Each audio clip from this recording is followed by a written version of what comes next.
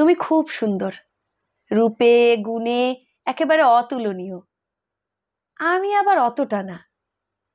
শুধু সুন্দরী বা বলছি কেন, তুমি একজন ভালো মানুষ, তার সাথে সাথে সহজ সরল সুন্দর একটা মানুষ।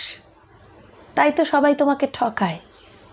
আসলে কি বলো তো, ভালোর যুগই নয় এটা, কলিকাল, ঘোর কলিকাল যে। আমি জানি ঠকতে ঠকতে অনেক অভিজ্ঞতাও সঞ্চয় করেছো তুমি, কিন্তু ওই যে তোমার এক দোষ, মুখের ওপর না বলতে পারো না তুমি, আর তার সুযোগই নেয় সবাই।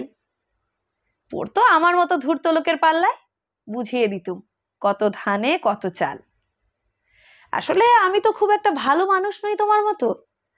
সাবধানে চলবে গো, খারাপ মানুষের তো আর অভাব নেই পৃথিবীতে।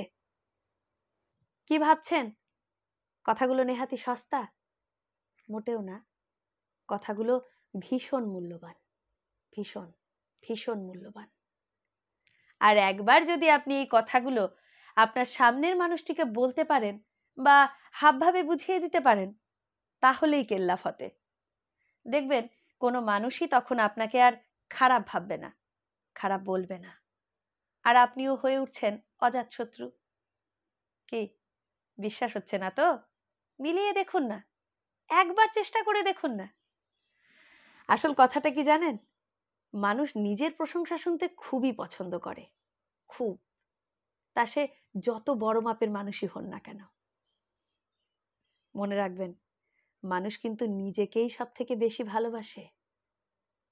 একদম ঠিক, মানুষ নিজেকেই সব থেকে বেশি ভালোবাসে।